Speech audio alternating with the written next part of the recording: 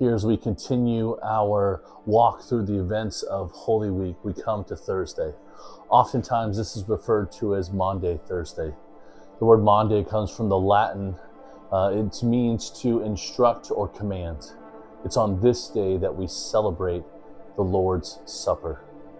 Jesus prepared for the Passover festival, begins prior to the traditional Passover feast that would come by having a meal with his disciples in remembrance of the Passover.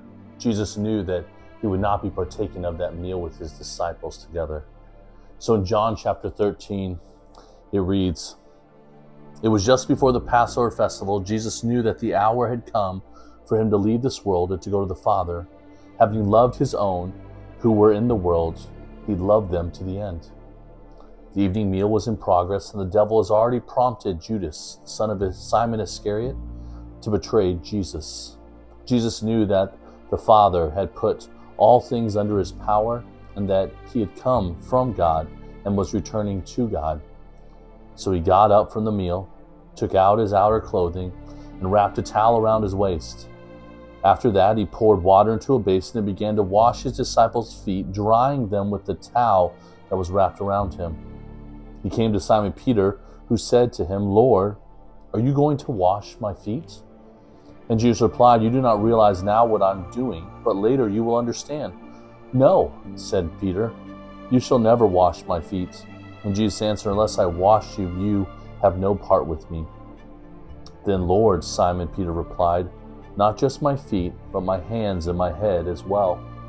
And Jesus answered, "Those who have had a bath need only to wash their feet. Their whole body is clean, and you are clean, though not every one of you." For he knew who was going to betray him, and that was why he said not everyone was clean. And when he finished washing their feet, he put on his clothes and returned to his place. "And do you understand what I have done for you?" he asked them. "You call me teacher and Lord, and rightly so, for that is what I am. Now that I, your Lord and teacher, have washed your feet, you also should wash one another's feet. I have set you an example that you should do as I have done for you. Very truly I tell you, no servant is greater than his master, nor a messenger greater than the one who sent him. Now that you know these things, you will be blessed if you do them." Jesus there, maybe one of the final teachings he would give to his disciples. They're preparing for a feast together. The Passover feast was traditionally a feast where you looked to and held in great esteem and honor those who were older and wiser. In regards to the disciples here, Jesus was their rabbi and teacher. He would have been at the position of honor at this meal. But Jesus does something that is countercultural in that moment. Jesus gets down and he begins to wash the disciples' feet. The washing of feet was customary before you would enter into a house and lounge at the table, because that's how you would eat. Your feet would be close to the food, and so washing all of the muck and the filth from the roads and from the travel off of the feet was important, and this is normally reserved as a task for the lowest in the household.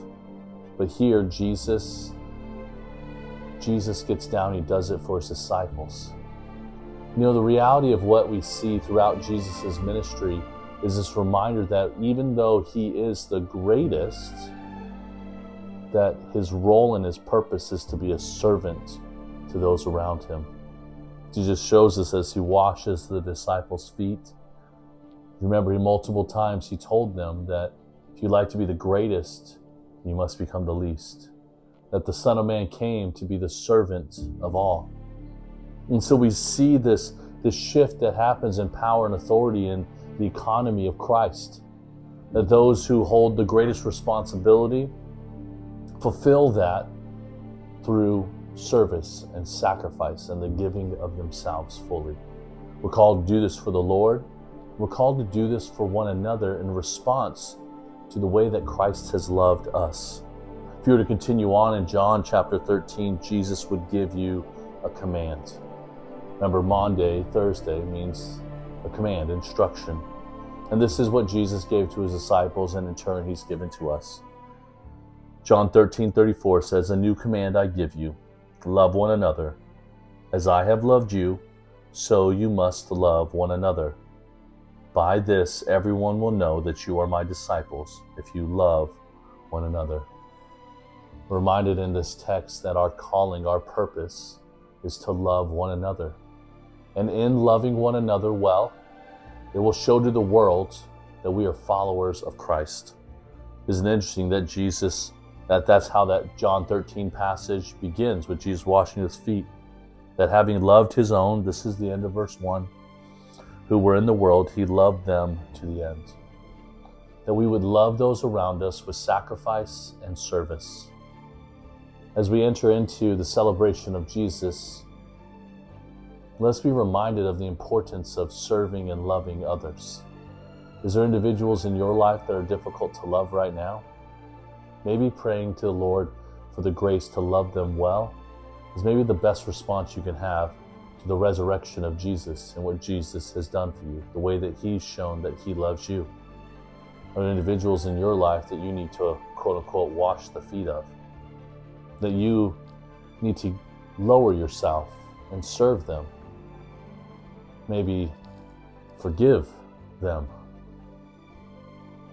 Maybe be the bigger person. Maybe the Lord is leading you to serve those around you just as he did his disciples, including the one who betrayed him. This Easter, maybe you'll be taking communion and being reminded that Jesus tells us as we take the body and the blood, we do this in remembrance of him. It's not just merely an act of memorializing Jesus. It's an act and reminder of the sacrifice that Jesus made, and in turn, the sacrifice that you and I are called to make, to take up our cross, put ourselves aside, and follow him daily. Look forward to seeing you tomorrow as we celebrate Good Friday.